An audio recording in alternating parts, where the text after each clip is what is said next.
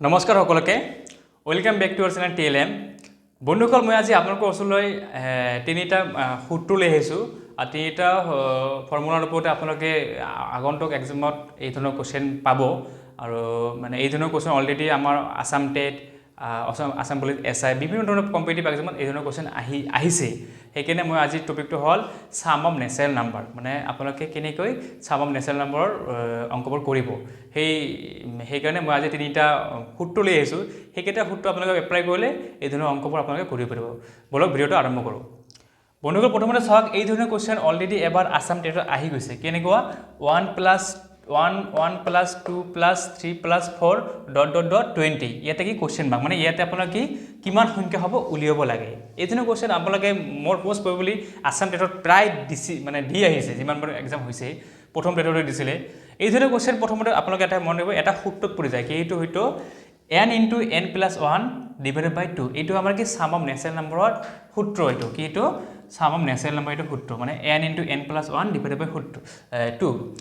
বন্ধুসকল ইয়াতে n ৰ কথা কৈছে n মানে এইটো 20 শেষত যেটো থাকিব সংখ্যা আপোনালোক এই দুটো অংকবোৰত শেষত যেটো সংখ্যা দিয়া থাকিব মানে যেটো মানে ডিজিট দিয়া থাকিব অংকটো হেইটো আপোনাৰ n বুলি ধৰি লব এটা n মানে হ'ল 20 আমি এই সূত্ৰটো ইয়াতে এপ্লাই কৰিম n মানে 20 এটা 20 ধৰিলো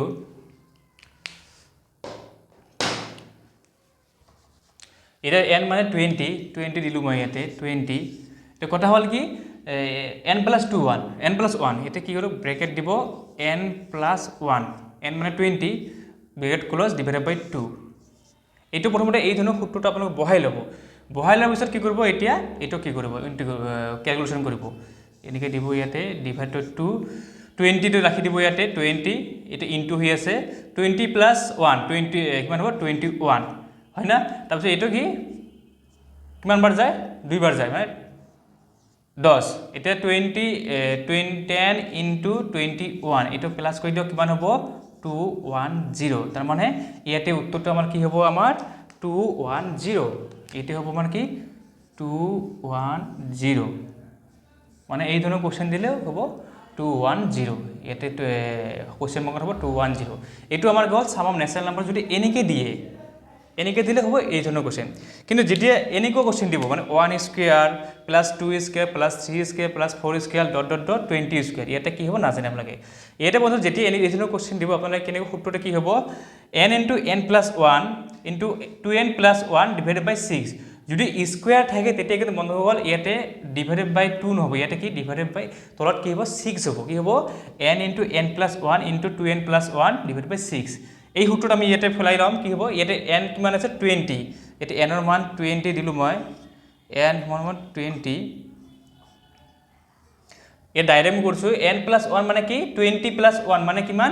21 হয় না 20 plus 1 n মানে 21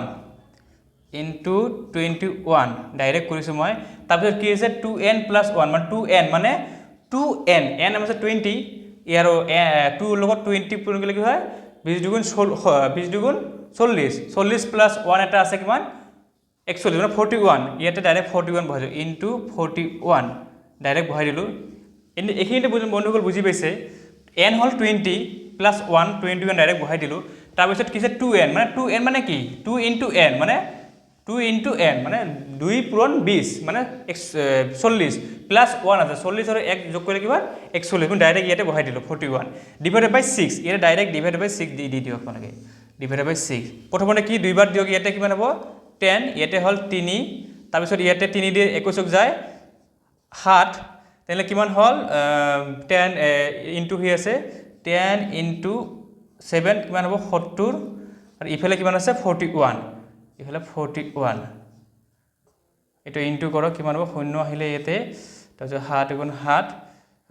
4 7 গুণ 28 তাৰ মানে আমাৰ ইয়াতে 1 square plus 2 square plus 3 square plus 4 square plus dot dot dot 20 square তাহলে ইয়াতে কিমান হ'ব কোৱেশ্চন মাৰ্কৰ ইয়াতে হ'ব 2870 আপোনালোকৰ যদি এই সূত্ৰত যদি নেপালে হয় ইয়াত কৰিব পাৰিলে হয় জানো নোৱাৰিলে হয় ইয়াতে মনত ৰাখিব যদি স্কয়াৰ দি এই ধৰণৰ কোৱেশ্চন থাকে তেহলে আপোনালোকৰ এইটো সূত্ৰত আহিব লাগিব এই সূত্ৰটো এইটো সূত্ৰ আপোনালোকে বন্ধুসকল লিখি ল'ব বন্ধুসকল তাৰপিছত 3 নম্বৰটো চাওক যদি এনেকৈ কোৱেশ্চন দিয়ে 1 cube plus 2 cube plus 3 cube plus 4 cube dot dot dot 20 cube এই ধৰণৰ কোৱেশ্চন দিলে আপোনালোকে এই দুটা যেটা আমি সূত্ৰ আগতে কৰিলোঁ n into n plus 1 divided by 2 বা n into n plus 1 2n plus 1 divided by 6 এনেকুৱা নহ'ব কিন্তু এইটো সূত্ৰটো বেলেগ হ'ব কি হ'ব আমাৰ এইটো n into n plus 1 divided by 2 গোটেইখিনি কি হ'ব স্কয়াৰ হ'ব আমাৰ এইটো আমাৰ কিউবৰ সূত্ৰ এটা आपण প্ৰথমতে বহাই লওঁ আমাৰ কি n ৰ মান কিমান আছে এতে n আছে মানে 20 n to 20 বহাই ললো তাৰপিছত কি আছে ইনটু n plus 1 কিমান আছে n plus 1 n 20 plus 1 মানে 21 ডাইৰেক্ট বহাই দিলো ইনটু 21 হয় না তাৰপিছত কি আছে বন্ধুসকল ডিভাইডেড বাই 2 এখিনি গোটেইখিনি কি আছে স্কয়াৰ হৈ আছে না এখিনি গোটেইখিনি স্কয়াৰ হৈ আছে এটো বহাই দিলো এতিয়া প্ৰথমতে কি কৰিলো ইয়াতে দুইবাৰ গয় 10 এটা কিমান হল 10 into 21 তাৰ মানে 210 এখিনি কি হৈ আছে এতিয়া স্কয়াৰ হৈ আছে বন্ধুসকল যেতে এই ধৰণৰ কোৱেশ্চনবোৰ আহিব মানে এই ধৰণৰ ডিজিট আহিব আপোনালোকে বহুত সময় লাগিব কিন্তু আপোনালোকে এক্সামত ইমান সময় নাপায় তেতে কি কৰিব যেতে ডাঙৰ ডিজিট আহিব তেতে আপুনি সৰু ডিজিট লৈ ল'ব 21 এৰ স্কয়াৰ কিমান হ'ব 21 এৰ স্কয়াৰ হ'ব আপোনালোকে একদম সহজ 21 এৰ স্কয়াৰ হ'ব আপোনালোকে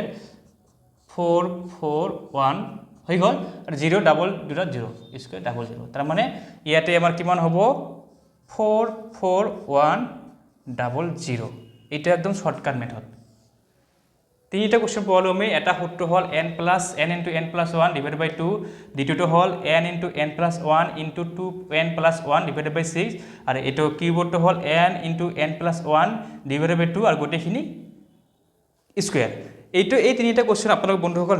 পৰৱৰ্তী এক্সামবোৰ বহুত ইম্পৰ্টেন্ট হয় আপোনালোকে এই ধৰণৰ কোশ্চেন পাব আজিৰ ভিডিওটো চাই যে আপোনালোকে কেনেকৈ পালে আমাক জনাব লগতে কিবা যদি কনফিউজন থাকে এই তিনিটা কোশ্চেনৰ ওপৰত আমাক প্লিজ জনাব আৰু আমাৰ চেনেলটো সাবস্ক্ৰাইব কৰিব আজিৰ ভিডিওটো মই ইমানটা সামৰণি মাৰিলোঁ ধন্যবাদ